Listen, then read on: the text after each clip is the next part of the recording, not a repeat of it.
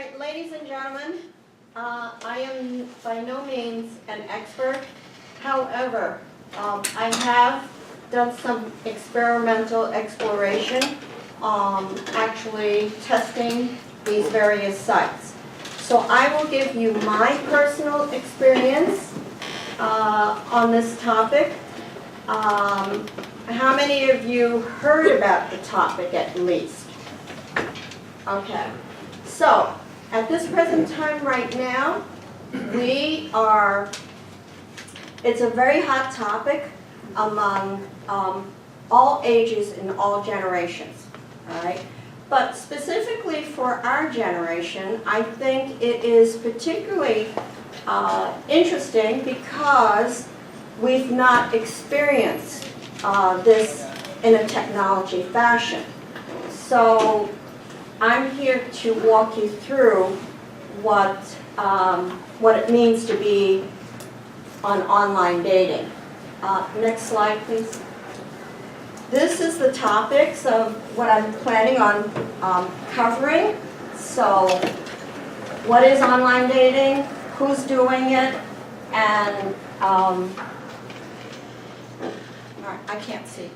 Sorry. There's no need to be facing the audience. Just area. All right. Kevin, can you go into play mode and make the slide full screen? Say what? No, Go to the view menu who's and online and why we're doing it. I'm also going to talk about safety and security and the best types of online dating websites, as well as when to meet, where to meet,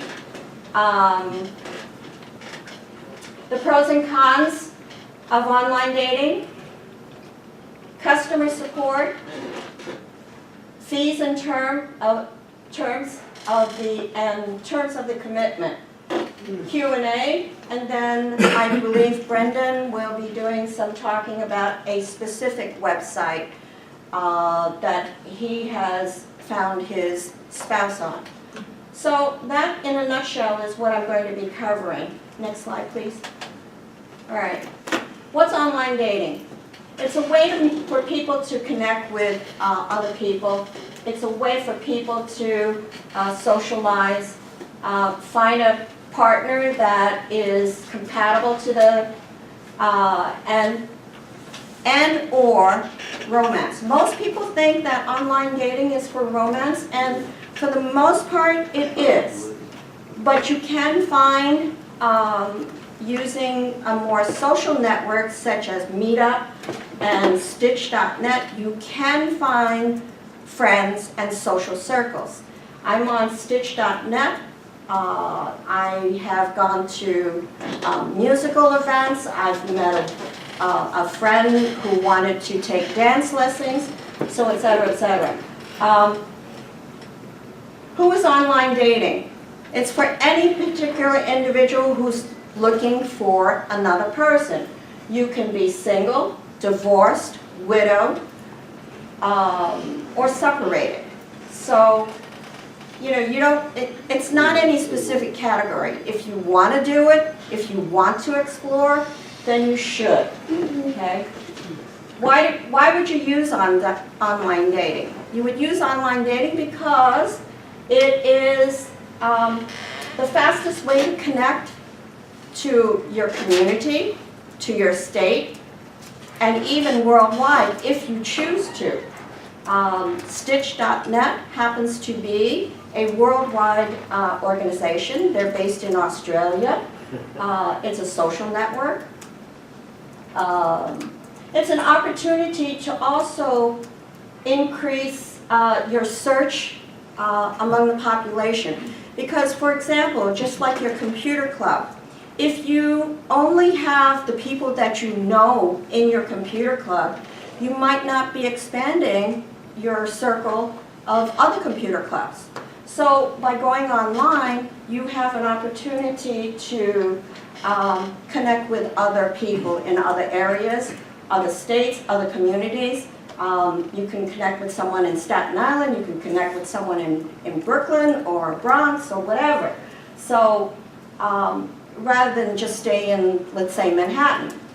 So, the other thing that you would do is that you can control, how you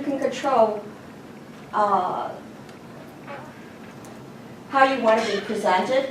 So, in other words, if you wanted to say that you were a very active, athletic person, you could say that about yourself. If you wanted to say that you were a quiet person and you like to stay at home, but you want somebody to play board games with you, or play chess, or read together, then you can say that about yourself. You control who you choose to meet, because you can look at all of these individuals that are on the website, whether male or female. You can look at them and you look at their profile, you look at their description, you look at their picture, and by looking at that, and you could say literally yay or nay. And the last thing is that there's a better potential for finding compatibility, because if you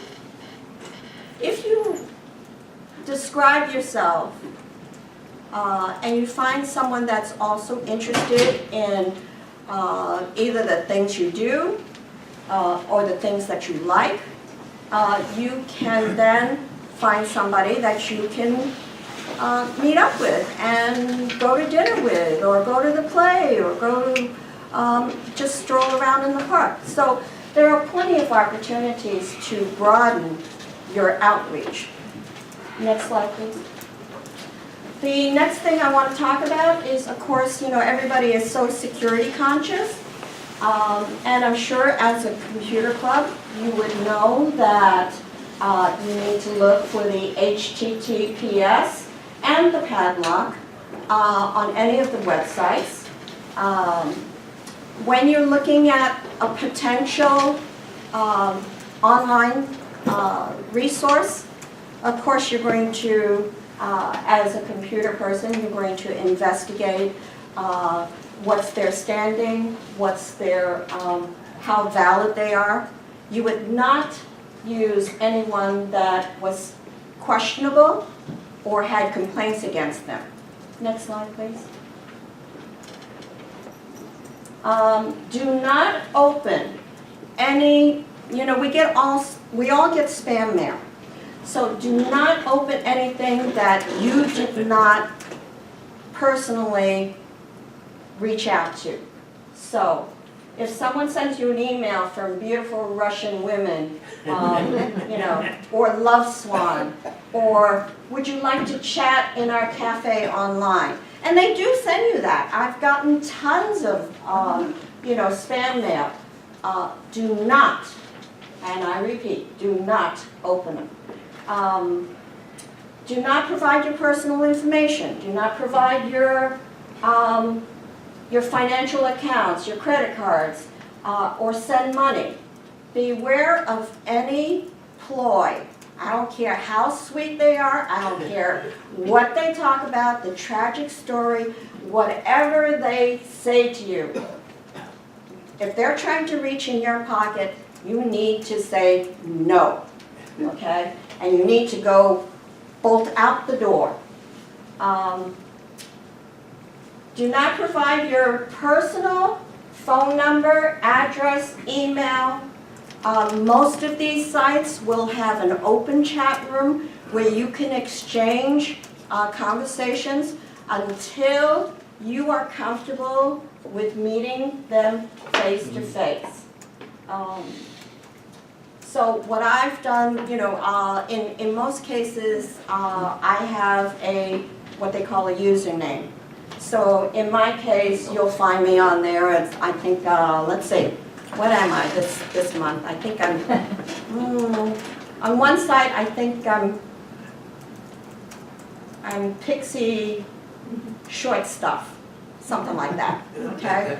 So, and I've gotten emails back that said, okay, I like you, but can I have your real name? I said, no, Pixie will be good enough for now. I said, until we meet. So, you keep your personal information private, I don't give them my address. I will give them, if possible, try to use an alternate telephone number other than your personal telephone number. In this case, in some websites, what they will do, they will offer you a random telephone number for you to use while you're on these websites so that you can call the other person, you can talk to the other person as normal. It's just not your personal telephone number. Okay. Go on to the next one, please. Red flags. Okay. A red flag on these websites would be something like you see a person on there. It's a picture of a woman, but the description says it's a male. Now, that is not a mistake. That is what we call catfishing. And I'll talk about catfishing later on. And the person says, the person looks like they're a little bit heavyweight, but their description says that they're tall and slender and athletic. Or their description will be, I don't know, say 76 years old, but he shows a picture of an 18-year-old. Now, what's with that? Okay, you can show that in the background, but, your primary, if you want to meet somebody, you should be honest with your presentation. The location is odd or out of reach. So I saw one picture where the fellow said he was from New York. And in the background, there were palm trees and oceans and, so where are you? Are you really in New York or are you in the Caribbean? So there's a mismatch there somewhere. And when there is a mismatch, what I would recommend for you to do is challenge that person. Question, oh, I see that you have palm trees on your picture. Are you in Florida? Are you in the Caribbean? Are you in Mexico? You just ask those questions. And if whatever answer they come back, if it sounds legitimate and valid to you, then you pursue it. If it doesn't, then you say, okay, thank you very much. Block abusers suspected of fraud and report them. You have the right to report them to the website, the controlling website. So in one case, I had a person that used language when he was talking to me. He used language that I felt was not appropriate for him to use on, just a casual chat. So, and he kept insisting and kept pushing, for the engagement on the chat line. And so finally what I did was I blocked them. And then I reported that person to the website. Another person was, they told me that they were from Oregon and then they had recently moved to New York. So I said, okay, fine, so how do you like New York? I got a blank, generic answer, something really innocuous. It said, oh, it's very interesting. That doesn't tell me anything, okay?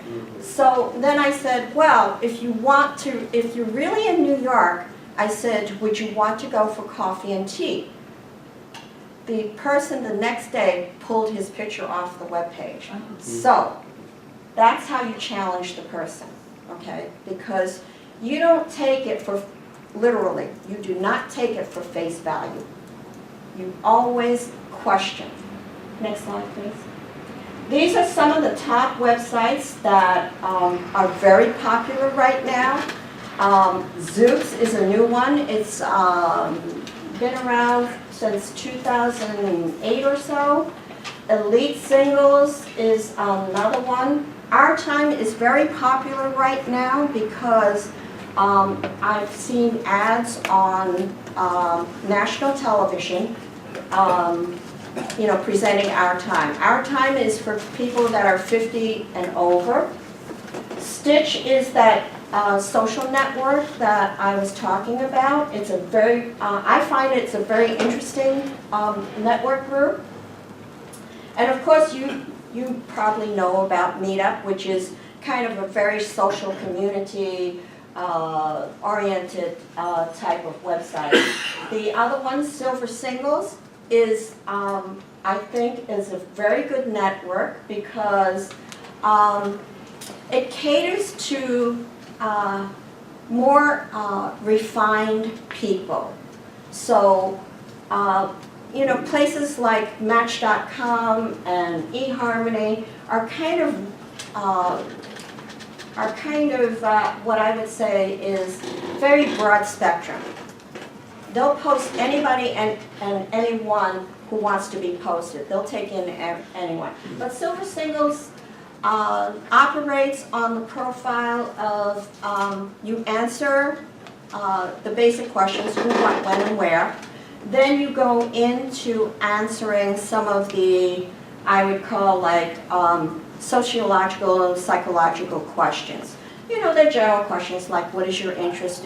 If you had a choice between going rowboating or walking on the beach, which one would you choose? And by answering those questions, it then defines your personality. And by defining your personality, then it ultimately will find you a matched person. And then you can pursue it. And I'll answer your questions later.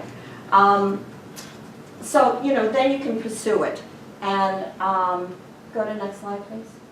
All right. Now, how to present yourself online. The first thing you should do is decide what type of website you want to be on. All right? There are social networks, there are romance networks, there are just casual meetup networks like Meetup. So, you know, you have to decide what is it that you're after. Are you after friendship connections? Are you after socializing with a whole group or just individuals? Are you after a travel partner or even ultimately romance? So once you choose the site that you want or are interested in and you've explored and determined that that's suitable for you, then you can sign up for an account. Most of these websites will offer a free trial period. Some periods are like 30 days, 60 days, or whatever. Each one varies. Creating a profile. Now, when I talk about creating a profile, you're not writing your life story, okay? What you're doing is you're presenting something of interest that is particular to you. Like Dina said, when the other person presented the whole profile, she did not get any responses. But when she said that she liked going to the opera, or she liked natural spring water, or any of those specific things, she liked going to the gallery, then she got responses. So something that's unique about you. It doesn't have to be a long 2-page story. It can be just 250 words. But on the flip side of the coin, anyone who just is a one-worder or a one-liner, I personally will pass them up because I don't think I'm getting enough information from that particular individual to determine whether there is any sort of compatibility or interest. So once you've made your profile, you then take a picture. So take a decent picture. I mean, you know, you want to comb your hair, you know, be groomed. Don't wear skimpy clothes. Don't wear rumpled clothes. Take a nice headshot. If you want, the websites generally recommend adding 3 photos. Oh, thank you. All right, so 3 photos can be a headshot, can be a full body shot, and then some activity that, you know, is particular to you. So if you like biking, or you like boating, or you have a dog, that's fine. All right. When to meet, okay? When to meet is read the profile, select the particular individual, start a chat. If the chat doesn't go anywhere, that I'm going to tell you right now, if the chat doesn't go anywhere, the opportunity to meet in person probably would be less of an opportunity, because both parties have to be interested in each other. So keep chatting until you get that comfortable stage where you're both interested in each other. If it's just one-sided, whether it's one-sided from him or whether it's one-sided from her, then you probably should move on to the next person. Agree to meet in a public area and keep the meeting short, maybe 1 or 2 hours. Make sure that it's during daylight hours. Be safe. Stay sober. And protect your personal property. So if you are going to leave your wallet on the table, take it with you when you depart, okay? If you're going to go to the ladies' room, do not leave your purse behind, or your phone.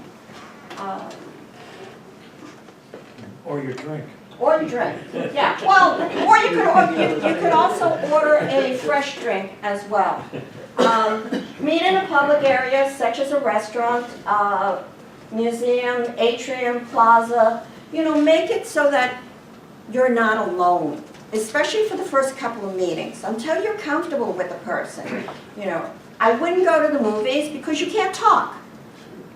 The first couple of times that you want to meet with the person, you want to chat with the person. You want to see how they smile, how they carry themselves, what they wear. Use your own transportation if you can, because you don't want to get in the car. You don't want them to get in your car, okay? You don't want to take them home, and you don't want to go to their home. Keep your address private. If you're going to meet, I would say, let's say, okay, I'll meet you on such and such street. I'll be at such and such restaurant. Okay.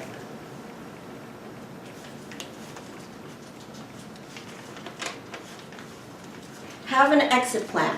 Have an exit plan. It's very important. If you, for any reason, both male and female, for any reason, feel uncomfortable about the situation that you are presently in, just excuse yourself politely and walk away.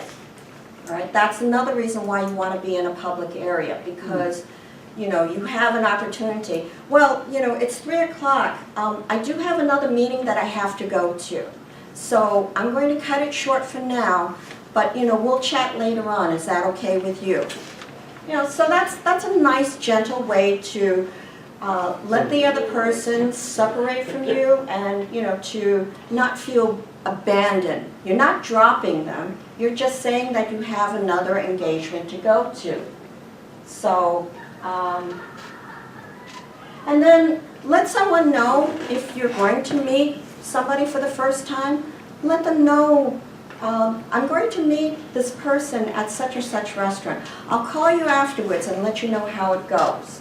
So make sure you do the follow-up, because you don't want to become a person among the missing. So that's a way to protect yourself. Next slide, please. Okay, the pros and cons of online dating. The pros are that you have a wider outreach. You have a greater opportunity of finding someone compatible. You can control the search. You can control the characteristics. By controlling the values and characteristics, I mean that if you want a person that practices meditation, or is a Catholic, or is of the Jewish faith, then, you know, you look for those particular characteristics and values. If you want someone that has children, doesn't have children, whether they're grown or not grown. If you want someone that is tall, slender, short, you know, a few years younger, a few years older, those are the characteristics that you can search for among the different profiles. The con is, the biggest con that I have found is that it is work. Okay, I'm not going to lie to you. The reason why it's work is because it takes a while for you to go through all of the profiles. It takes time for you to communicate or find someone that you want to communicate with. It takes time to get into the person that you're interested in. So that's why it's work. But it's worthwhile because otherwise you would not find, you know, if you just go about your daily business, you would not be in contact with that particular person. There is a potential, a percentage potential of unscrupulous websites as well as individuals that are a potential risk. There's no lie about it. There's recently, this week, the FTC said that online dating, for our age group especially, has become quite noticeable, and they are going to be monitoring it and trying to do something about these scammers. And the other thing is that the word catfishing is about people just, like I said, that woman, that person, that candidate or individual showed a face of a woman but gave a description of a male. That is considered catfishing. So they are representing themselves as someone else. And you will find this as you go along. If you go on different sites, you will find that the person's ethnicity does not match their description. Okay, and it's pretty bold and blatant. Phishing is trying to get you, trying to coax you into giving up your private information. Again, the sob story of, you know, I'd love to come to see you, but, you know, I'm over in Portugal. You know, I'm a little short of funds right now. Can you send me wire transfer, you know, a ticket fare, and I'll gladly come see you, etc., etc., those kinds of things. Trolling is about saying something bad about you or disrespectful to you. Anybody who approached me and said something to me about that was a little too off color or wasn't in the language that I deemed was respectable, that's considered trolling. And ghosting. Both parties have ghosted. I have ghosted people, people have ghosted me. Okay? Ghosting is you're in communication with a particular individual and things are going along well, and then all of a sudden you don't hear from that person or you don't respond to that person. So either party can be a ghoster. Okay? Ghosting is that you just drop them like a hot potato and you don't respond, you don't communicate, you don't know what happened to them. You know? So that's what ghosting is all about. Next one, please. Okay, most of the sites have customer support. The help page, always look at the help page that has detailed information about the websites. There are frequently asked questions. You should look at the frequently asked questions because it will answer a lot of your questions that are in your mind when you're looking at these websites. About each website. So each website will have, in most cases, if they're a reputable website, they will have a description of their mission, intent, what what they're trying to, how they operate their website. So for example, Zoosk operates on algorithms. So the more times that you connect with people, the more times they're likely to give you another individual that may be of interest to you.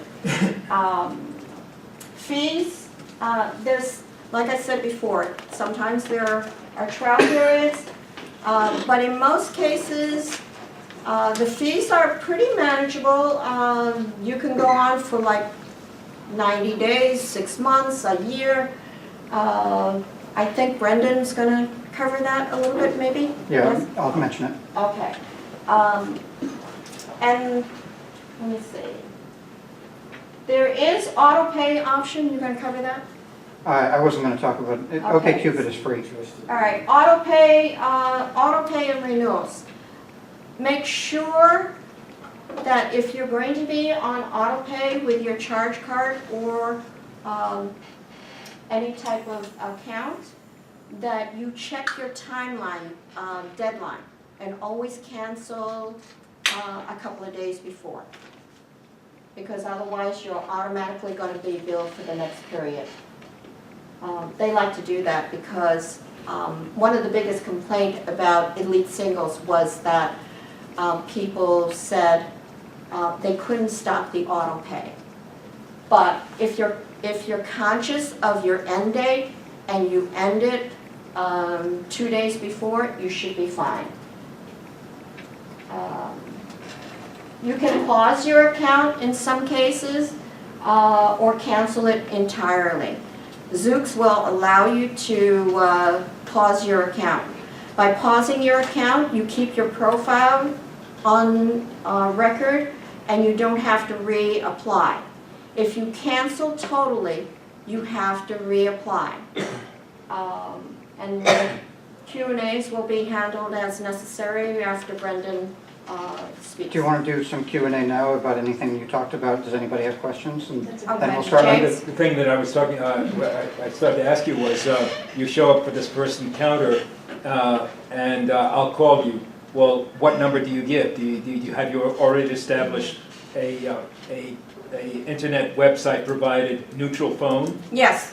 In most cases, I would recommend doing that until you actually meet the person and like the person. Well, this is when you've met them and you say, I'm sorry, I have to go to another appointment, or I got an emergency call. I'll stay in touch by phone. What number do you give them? You give them your generic phone number if you can. If you can. If you meet the person and you think it's okay, safe to give them your personal number, then it's okay. You can give them the text. For the first couple of months that I was on the website, I had a secondary phone number, my own private secondary phone number. I had 2 phones. So I just gave them my other phone, okay? Until I was comfortable with that person, then they got my real number.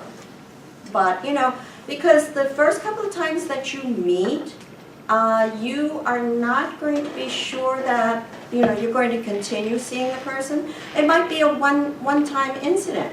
It might be 6 times.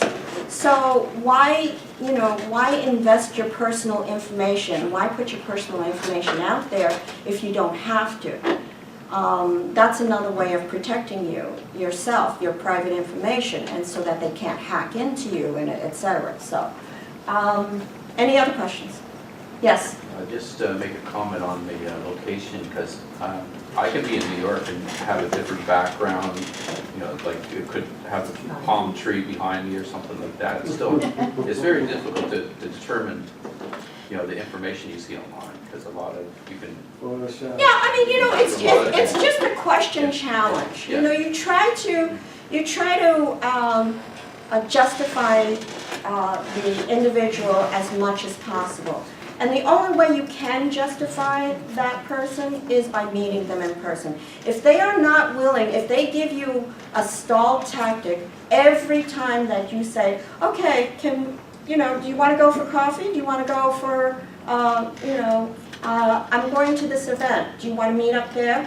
if they keep stalling and they give you excuses after excuses, after 6 excuses, you know, they're not anywhere near you.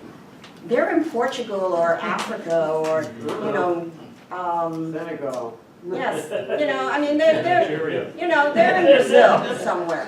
You know, they're in Brazil somewhere. So, you know, you just want to protect yourself. How do you handle ethnic questions? What ethnicity are you? It comes up in the profile a lot of times. Most of the people, one person, the visual was black, and the description comes up Caucasian. So you know that was a catfisher. Well, I mean, you're Asian, but you could be any of 3 ethnicities at least, and maybe more. There is a category called other. Okay. And you know, to my mind, I don't need to know, you know, if you're black, pink, or green. I need to know if you're a real person. I need to know if I can understand you, or we have a meeting of the minds. I don't care if you're, you know, Okay, polka so dot. that's a marginal question. Yeah, but for people that do care, I mean, you know, you put it in your profile, and you try to match with someone that, you know, meets your interests, that's all. It's all about increasing your opportunity to meet someone.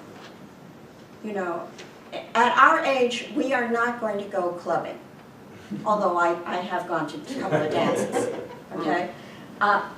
I like to dance, I like to go to museums, I do a lot of different things. I'm, you know, probably a little crazy about that, but anyway, the whole thing is that you're not going to meet anybody if you stay in your cubicle, right? And you just want to explore. And you know, I'm going to tell you something else about this whole online process. And we don't have to call it dating.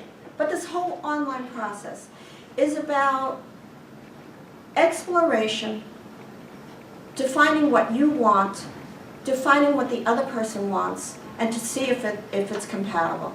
All right? That's all it is. And, you know, treat it as such. Treat it, you know, have fun with it. Because it is an opportunity to get a different viewpoint, have a discussion, have a nice dinner, you know, share a couple of drinks, whatever, go dancing. Yeah. Yes? Before you said that, you know, sometimes the person won't even be in New York and they're not going to answer you or meet you. Why would they even be? Because they're catfishing. What they're doing is they're trying to get you on the hook so that they can get something out of you. Oh. Okay? Essentially those are the scamming tricks to look out for. So, you know, if the person is not genuine and not willing to meet you halfway, I mean, there are people that do meet up from, let's say I'm in New York and someone's in Oregon, okay? If you find that you're chatting back and forth and you're finding that you're getting along swimmingly, all right, and you find that you really want to meet this person, then you will make the effort to either go out there or have them come to you. But one of the rules is that they say is try to meet in middle ground. So yeah, meet in Chicago, or you know, let's say I'm going to be in South Dakota for a conference. You know, I'm going to be there. Would you mind coming there? You know, so you know, see how it goes. It's all about connecting. So if you have a connection, then that's fine. But if you don't, if the person keeps stalling on you, then that's a red flag, because they're not really ready to meet you. You know. Any other questions? Good. All right, Brendan.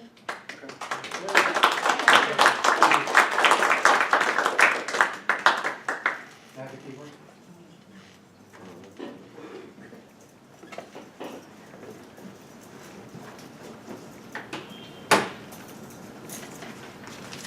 Oh, you can X out of my, my yellow box drive right there. Oh, yeah, sure. Well, I can just close everything. Yeah, just X out of it, so, yeah. Thank you. Can someone tell me, can you display the classroom computer on this screen, or is this only for controlling the aides? No, you can't, unfortunately, you can't. It is really tight up here, like, I can hardly see. Yeah, I know. That's why I had to come up here. I'm probably gonna just stand here and, I'm gonna look at some, stuff on my laptop occasionally. This'll work. You know, what's smart if that side screen was on. Do you see an option to turn on the side screen? You might be able to read that better. Oh, then we'll be looking away from the audience. It's even worse. Well, I can't help you, man. Sorry, best shot.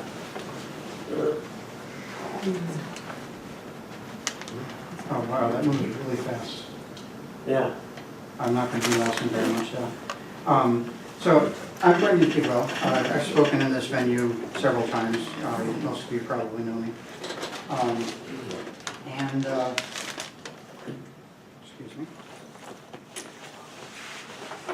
I'm going to talk mostly about OK Cupid and my experience getting on board with it and using it and how I ended up meeting my wife. And although it's not just an OK Cupid story, but I want to make sure that you understand at the beginning of this that just because I'm showing you OK Cupid and I say that I had mostly good experience with it, that doesn't mean that I'm endorsing it. I actually quit using it a while ago, and I only came back to do this talk. I came back to OK Cupid when I was researching last night, just for that, but I kind of quit, and because I didn't like they changed the terms of service and they didn't tell me what the differences were, and I'm just like, this isn't doing anything for me, so just forget it. So my point is, always look for alternatives, and I think I've mentioned this website in almost every other talk, or almost every talk that I've given here. If you go into alternative2.net and type in a service or a program, Alternative 2 will tell you others. So, and that's not going to tell you all the dating sites that are out there, but always try Alternative 2 when you're looking for, you know, I know this name, but what are some others that do the same thing? So shop around. If you're only using one dating site and you're not going out and exploring in other ways besides online dating, you're probably not going to succeed. You need to try lots of things all the time. And you know, it depends. If you're like me, I'm married, and I was, in the last few years, I was just looking for friends, and I was mostly only using Cupid, and I just kind of quit using it because, you know, it's fine. I've got friends in my life. I didn't need any more friends at the time I quit using it. But if you're actually lonely and you're looking for friends or looking to date, don't just use one site. Use more than one dating site if you can. Go and do group activities, join a church, join a band, somewhere where you're going to be around meeting other people. So keep that in mind. What else was I going to say? About the auto pay, I had a comment on that. Years ago, I was using Adult Friend Finder for a while, and I don't think I ever gave them my bank card number. The Adult Friend Finder is, it's for casual hookups, and it's a whole network of sites. There's X friend, fill in the word X, like whatever, a friend finder. They have several domain names, and that whole friend finder network, their IT stuff is just kind of held together by glue and shoestrings and duct tape, and it's terrible. And people are always complaining about the overbilling on the auto pay and stuff like that.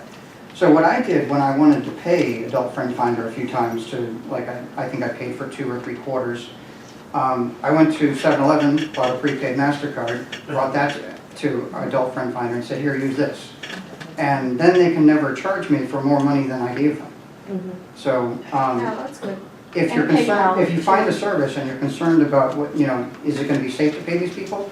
If you just want to risk the $15 or whatever it is, go buy that at a convenience store and then give that to the provider. PayPal card. Yeah, PayPal can probably do it too. But don't ever give your bank card number to someone that you don't really trust. But that doesn't mean that you can't use the service, just don't give them your bank card number, find some other way to do it. Okay, so let's pull up my pictures about joining OK Cupid. Let's see, it's...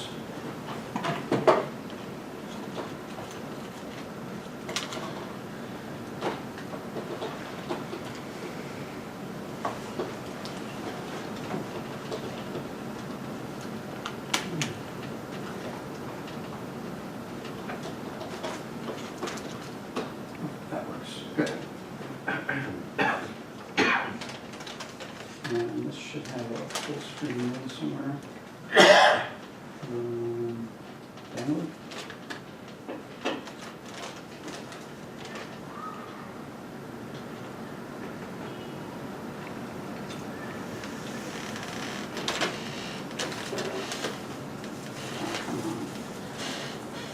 There we go. All right, this is OkCupid's homepage. So let me tell you a little story about how I ended up here. Well, actually, I was probably using OkCupid for years before I met my wife, but my wife Becca, she's on the invitation for today. I'm sorry she couldn't come. She was just too busy this week. She was going to help me tell this story. But I used OkCupid for a few years before I met my wife, and met a couple of people and nothing really took off. Eventually what happened was I was living in Boston with 2 roommates, and one of them decided that they were going to move out, and the other roommate, who was kind of like, you know, the more in charge person of the 3 of us, she did all nice legwork of going to find other people. She posted ads on Craigslist in the housing section looking for a roommate to replace the one who was moving out. And the real fun part was, well, first of all, we got it down. We had interviewed a bunch of people, and that went well. And she had a couple of people she liked, and I had some people that I liked. Then the one, Michelle, who was doing all the legwork of finding the roommates, said, "Guess what? I'm moving out too." And she'd already done all this and had all of our notes and everything. And so I looked at the list and I said, "Okay, let's take this one and this one." And one of them was Becca, my wife, who I really connected with. So I say that I met my wife on Craigslist housing ads. But that's not the entire story, of course, because if you have somebody move in with you because of a housing ad, you don't start dating right away. Or you could, but things might get kind of crazy, especially when there's 3 people. So she liked me, I liked her. We just kind of like, you know, we were roommates, and she was looking for a Christian, and I am not Christian, and I was aware of that early on, so it was just like, you know, we're just friends and roommates, and that's fine. Some time went by, and we both knew that she was on OkCupid looking for people, and I was on OkCupid. We were like favorites with each other on OkCupid. We knew that the profiles were there. And then this was probably about a year after she moved in, I think. I noticed that she changed her, not that I was stalking her or anything, but she changed her profile on OkCupid. It didn't say, "I'm looking for Christians" anymore. It just said, you know, any religion is fine. So she was sitting in the living room when I noticed this. I came out of my bedroom and said, "Hey, how's it going?" And so that was the start of our real relationship. And, you know, we went on actual real dates together, and mostly just smoothly transitioned in from roommates and friends to this is getting kind of serious. And then about a year later I proposed to her, and that was years ago, and I think it's been over 11 years. 2007 we got married. What is it now? 2019? 19. So that's how that happened. And the reason I tell this story, besides the fact that she was invited to speak here with me, is to understand that there are many routes to success. And like I was saying when I took the floor, you've got to put yourself out there. Don't just say, "Okay, this is the one method, I pay this vendor, and they're going to find me a mate." If you do only that one single channel, you have a little bit of chance of success, but if you have lots of ways that you're reaching out and meeting people and being available to people, it's going to work out better. So let me show you what it's like to sign up on OkCupid today, which is very different from when I first signed up. That's the welcome page. You're not signed in yet. And then you say, I want to sign up. And the only real personal information you have to give them, well, two things. They want your email address so that they have some way to establish contact and reset your password and whatnot. You fill in your email address. And then they want to know, tell us a little bit about yourself. What's your first name? And they tell you, we would prefer that you use your actual first name, but really there's no penalty for not. You know, I'm named Brendan. I created this profile and I said I'm Bob. Now, if I actually meet somebody in this profile and we go out and get coffee or whatever, then just, you know, when we meet face to face, if I want to, I can say, by the way, the real name's not Bob, it's Brendan. Nobody's going to be offended at that. So use your real first name, use some other name, doesn't matter. Just, you know, don't call it like Space Guy or whatever. Then OkCupid's going to knock on your door and say, hey, what's going on? That's not a name.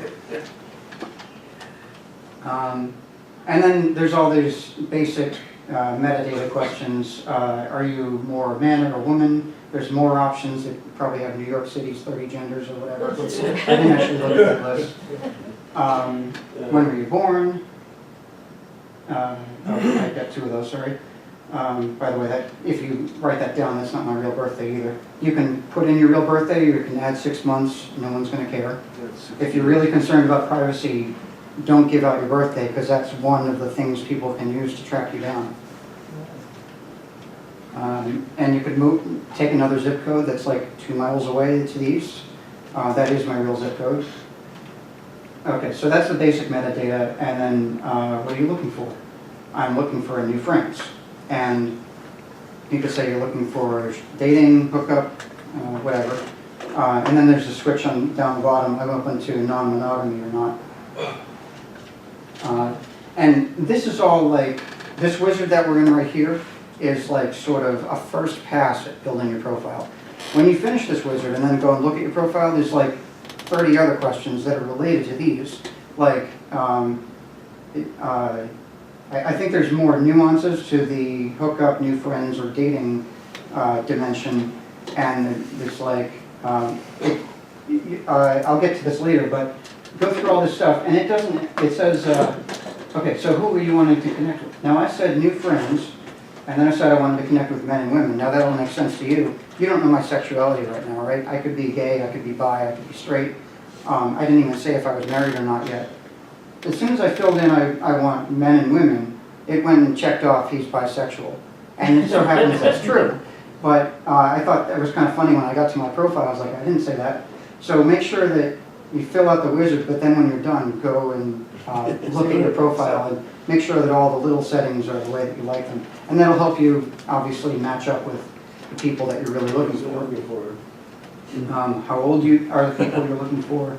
Now again, I'm looking for friends, that's why I said 18 to 99. That's the very minimum, the very highest it'll go. I guess if you're 103 and you're on OkCupid, you have to say that you're 99. I gave it a picture of my feet because I didn't really, this is a presentation thing, a research project. I didn't want to put my real photo on here. But, you know, that's up to you what you want to share. You could also draw a cartoon that looks something like you but isn't really identifiable, or get someone to draw it for you. Now, here's the hard part, or it could be hard.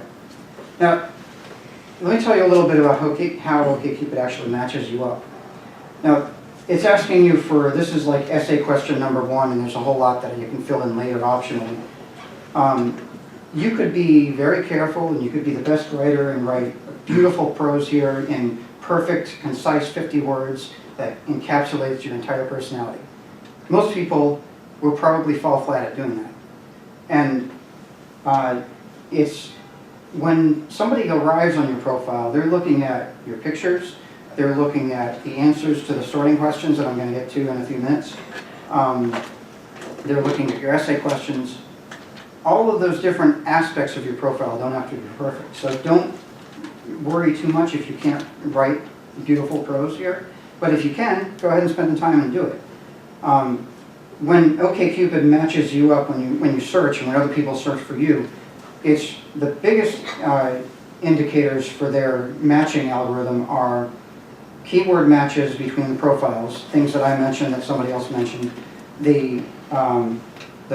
obviously the straight preferences of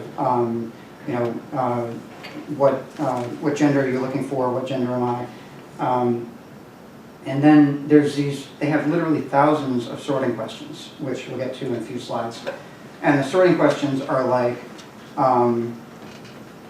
what political party are you, or are you more of a late night person or an early morning person? Or do you like cats? Do you like dogs? They have thousands of them. And as soon as you answer like, I think 200 of them, based on your answers to those 200 that you gave and other people's answers to whatever questions they answered, they have a really good idea of your personality, sort of like as a series of numbers. And they say, okay, here's the people in Brendan's area that are technically a match in terms of the really basic stuff, and then also these, seven dimensions or 14 dimensions, whatever it is that they calculate.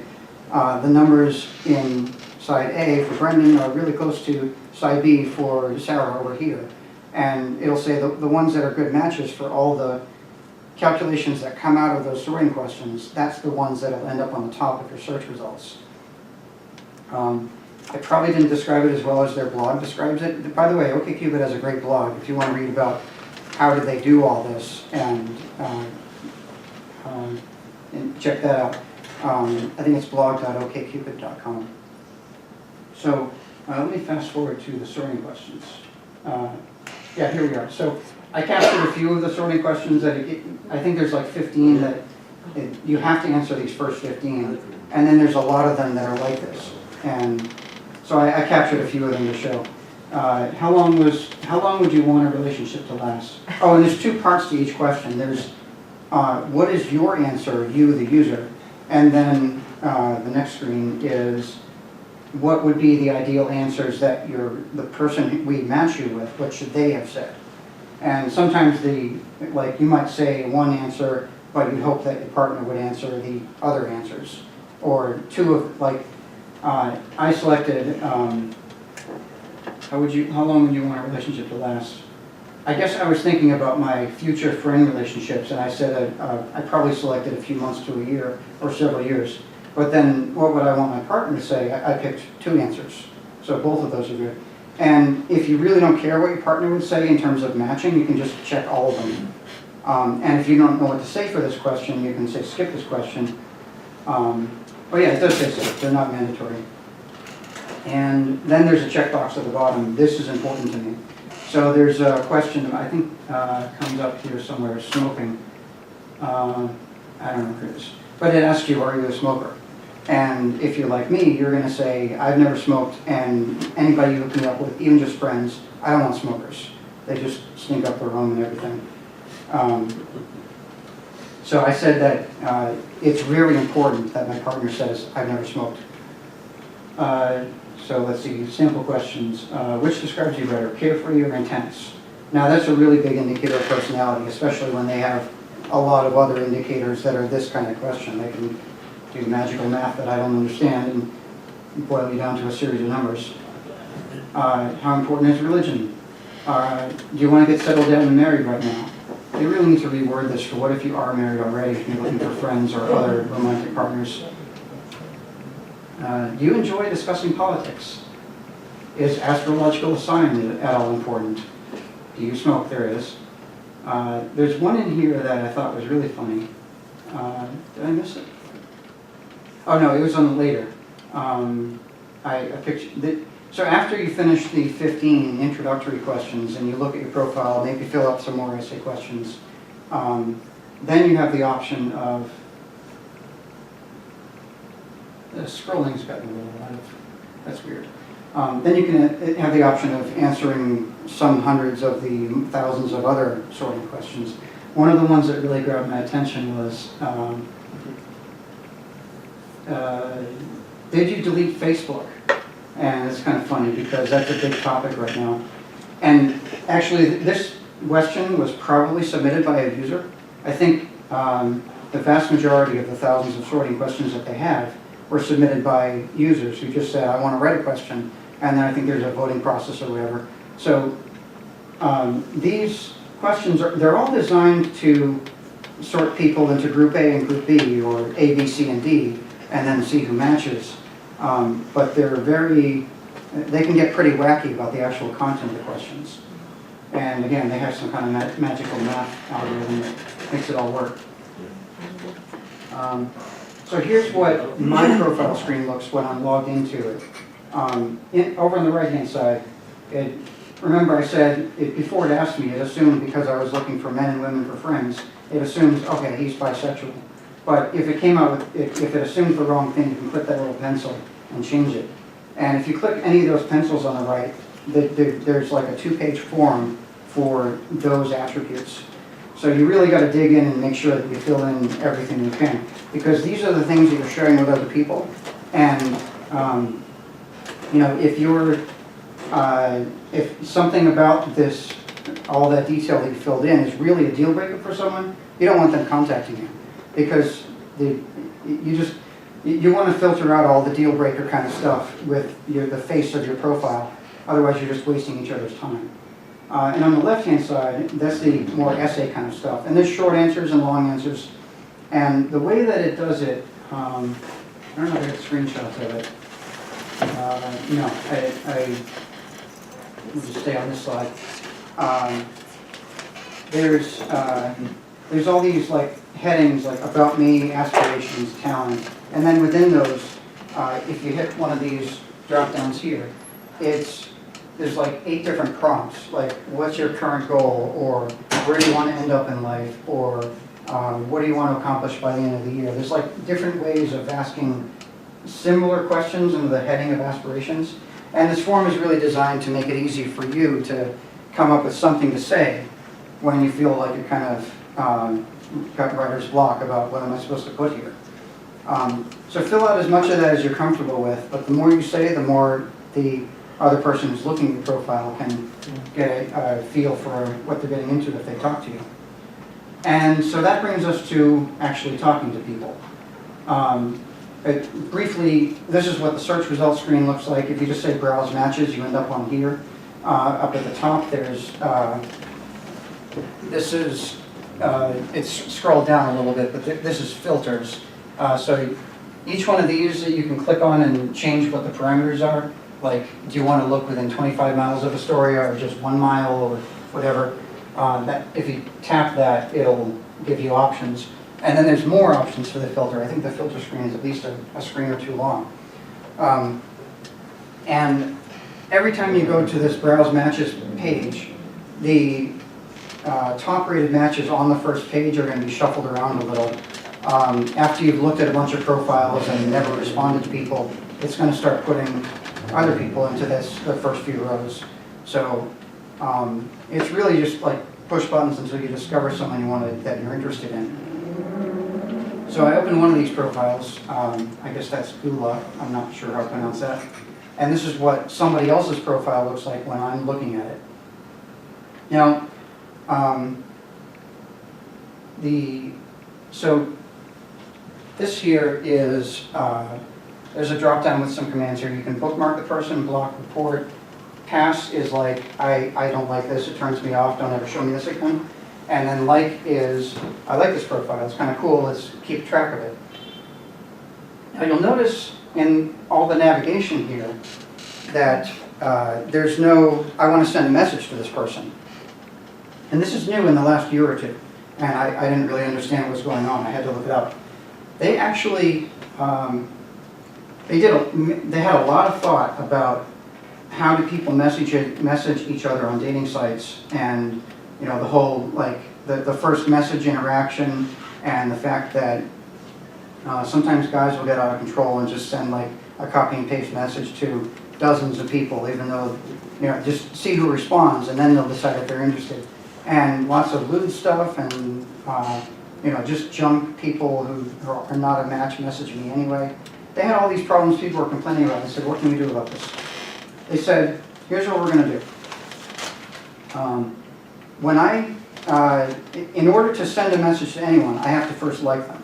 So if I wanted to send a message to Gula and say, you know, I think you're cool, let's play Scrabble together in a cafe, let's see if we like each other. In order to do that, I first have to like her. And then after I click the like button, like turns into send a message. But that's only half of the way there. I can go ahead and send her a message, and I'm not going to spend too much time on that. I'm going to say like 1 or 2 lines, just an initial hook, like, you know, this is what I found on your profile that interested me. Let me share a fact, something. But don't spend too much time on it, because what happens is she's not going to get that message. What's going to happen is whenever she's browsing around profiles that are like you, whenever you'd come up as a match, in the search results, it'll say, here's Bob. Remember my fake name was Bob. Here's Bob. By the way, in the search result page, by the way, Bob, it'll say like, you know, here or here, Bob sent you a message. And then you can say, okay, well, let me open Bob's profile, and then if I decide I can like Bob, and then after we both liked each other, then I can see the message that was sent to me, if I was Google. So it's kind of weird, and it might be a little bit off-putting if you've tried other kinds of dating sites before. I'm not really sure what to think about it, but I think it's a good idea, because it cuts, you know, you're sending a message that may potentially never be read, but just know that when you're writing it, and just be okay with maybe no one's ever going to read it. But if the person is browsing around and the user interface says, here's this person you just found in search, and they sent you a message, then that's going to cause them to take a second look at your profile. And if after that they don't want to message you, or they don't want to like you, then they're just not interested, and they would have put you down anyway. So in order for the message to actually get through the inbox, the sender has to like the person and the receiver has to like the person, and then it'll show up in the inbox and they can read and exchange messages if they want to. So that's, did I have any other points? Oh yeah, OK Cupid, I meant to bring this up in the beginning. OK Cupid has always been completely free to use. And one of the reasons that I like that is that I'm not terribly interested in dating sites where everyone who didn't want to pay is not a person I can contact.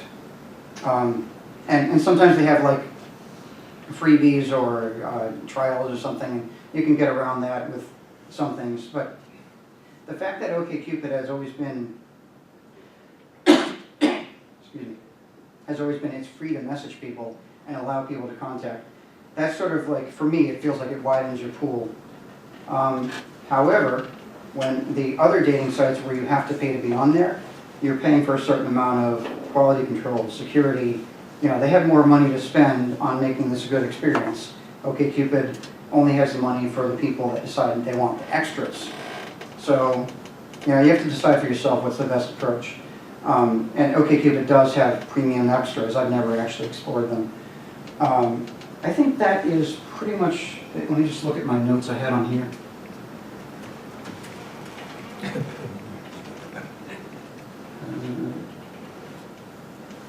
Yes, that is all the topics that I wanted to cover, and we have 7 minutes for any questions directed at me or at Darlene. Okay, go ahead. Can I just ask just one thing? Right at the beginning, you said hookup. Yeah. What would you translate hookup to mean?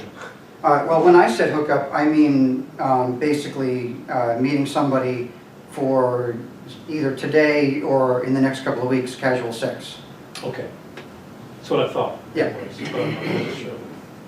I'm looking for, let's say, not a romantic partner, but a business partner. Can any of these websites be used for that? If I want to start a business, and I'm looking for somebody who wants to join. Not really. Yeah, I wouldn't recommend it. No, because What are there yeah. such sites? There are, but for this particular type of venue, it's actually, it's more leaning towards social romantic connections. So the people that I contact on OK Cupid are expecting that everyone's looking for a friendship or romantic or sexual relationship. If you contact someone on OK Cupid and say, I'm looking for a business partner, that's like, you're just gonna get blocked. Somebody over here was trying to shout out LinkedIn.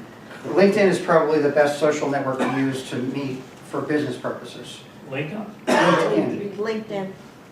And they got acquired by Microsoft in the past year or two or 4. Oh, is that why I'm getting all? And don't forget, if you don't like LinkedIn, go to alternative2.net and say, what's like LinkedIn? Another question? Yeah, you just use a different name other than yours. Yeah. But then they're gonna ask you for the, your credit card number. Yeah. But that's gonna have the same name, right? Well, they didn't warn me about that when I signed up, so I'm gonna assume that when you go and besides, sometimes people use their family's credit card to pay for things. So when you go to pay, you say, who's the owner of this credit card, which may or may not be the name that's on the OK Cupid profile. So it shouldn't be a problem. Your cash card didn't have any name you like on it. Oh yeah, it might have no name. If you buy a cash card at 7-Eleven, it's just a number with no name. No cash. Yep. What, can either of you, I'd like both of you to comment, what do women do who want casual or near-term sexual encounters? Well, that actually brings up a sore point that I have. A friend of mine, who I'm not going to name, ended a bad relationship and then had a year of, let's just say, lots of fun. And she met all of the lots of fun on Craigslist. But because of a law that was passed sometime towards the end of the Obama administration, I think it was, I'm pretty sure it was Obama. Now, they said that anyone who gets into physical trouble because of a dating site or any kind of a person-to-person hookup type of thing that would be Craigslist, OkCupid, whatever. Anyone that gets into physical trouble because of that can go back and blame and sue the forum on which they met. And Craigslist saw this and a bunch of other forums saw this and said, we can't have that kind of liability. Now there is no casual hookups, there's no dating, there's no personal, I want friends. All of that's gone from Craigslist because of this law that puts liability where it shouldn't be. Darlene? I'm not aware of that. Sorry, I kind of skirted around the question, Yeah, but Darlene, I'm what not do you say? aware of that kind of situation, but in most cases, if whether you're male or female and you're just interested in the S word, then there are probably a lot of things like meet Russian women kind of thing, okay? There's also, and there, from what I understand, Tinder is kind of a quickie arrangement, so Yeah, Tinder a nice is one. short range. But I concentrated on the websites that were, tend to be more engaging and more long-term, or at least hopefully will be more long-term. The other thing that I wanted to bring up is that at the end of my presentation, we may have to go back to that, but I did give you 4 resources. I can just mention them, and the 4 resources are top 10 best dating sites. There is another resource which also features each of those websites. It gives you a little video clip on that. And the third article, there's 2 articles that I encourage you to read. One is an article based on loneliness, the factor of loneliness in our age group. The second article is a recent expose that was on CBS this week by the FTC saying, you should be careful of scammers and protect yourself, protect your identity. So all of the security issues that I brought up, that's also on the resource reference page. Can you send us this link? Can you send that to Dina and then she'll make sure that we send it to everyone on the mailing list? Yeah. Make sure you're on the mailing list if you're not on the mailing list. Okay. There was a question back there. Did you still want to ask that? Yeah, what, That was that woman in the news like over the past 2 days, like she was found, her body was found in a suitcase. Yeah. I mean, I think she met some guy on a dating site. I don't want to say, oh gee, that's too bad, It happens. but I would say that most or all of the liability is on the person who's doing the activity, and you can't blame, Craigslist doesn't charge you for the ads. So to go and blame Craigslist for somebody you met on Craigslist. How did is she insane. meet, how did the two people meet? Is any news come out? In that news, I don't know. Kevin? Yeah, if you want those items, you can pull them back out of history, you should be able to just display them again, because I put them up. Any more questions? Yes. Darlene, you pick somebody. Oh, Yeah, I'll tell you an interesting story about, it's called Plenty of Fish. It's Yes. a website, Yeah. it's not a good website. Yeah. I have a friend who lives in a small town in Massachusetts, extremely wealthy guy, but he does the opposite of asking for money. He puts an ad in the paper, complete lies about himself, but he's wealthy and mostly just lies outright. But he says, I'll send you a free ticket to come visit me. But you better look like what your picture says or you won't get the return. yeah. He means it also, he gets a lot of money. I mean, the thing is that, the element of risk is there. What's that risk? Okay. He's not gonna The murder next them or two, rape the Right. them. next two tabs Well, after you know, that you can are take it for on the money or actual whatever. sites. I want you. Kevin, Oh, can you let yeah, Darlene that's speak? mine, yeah, that's one right there. Those are the resources. Okay, anybody who had their hand up, just shout out. Yeah. On the pictures you had, some of the pictures had like percentages on the people's name. Oh, the percentage was, considering all the factors that OK Cupid has, your important details, your sorting questions and everything, it boils that down to person A and person B match this much. And they don't tell you exactly how that is, but they blog about kind of how it is. Brendan, can you open the top one and let me see what it looks like? Call on one of the other questioners. So scroll down. Mhm. Okay, this gives you the ratings of why they're popular, and scroll down a little bit more. And so this gives you a little bit of the description of what what each website represents. So this is an overview of all of those popular websites. Okay, close that one and go to the next one, please. All right, now scroll down all the way to the end. Oh no, that is the end. Okay, so let me see. No, maybe it's at the first one again, sorry. The first one again. You want me to go to the first URL? Yeah, the first. Okay, now scroll down to the bottom. Okay, up a little bit, up a little bit. You might also be interested in which features are available. Yeah, so this gives you a little bit more information. Let's scroll up a little bit. Let's see. Okay, see here, right here, it's Zoosk, Elite, Match.com. These, you should go into each one of these videos. It's a nice presentation of what they're all about. They explain how they operate and what how they match you up. So this is an overall view of all of those websites. Thank you.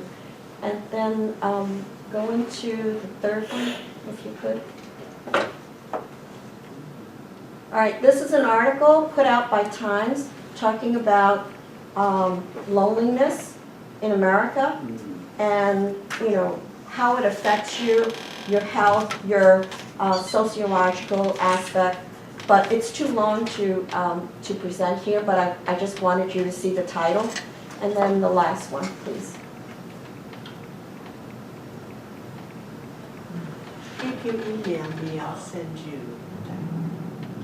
Does it open? It's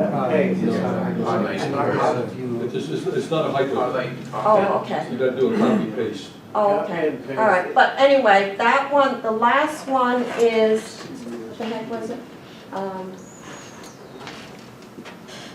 Okay, this is the FTC article that was presented. So it talks about, phishing, people asking for money, the scammers, etc.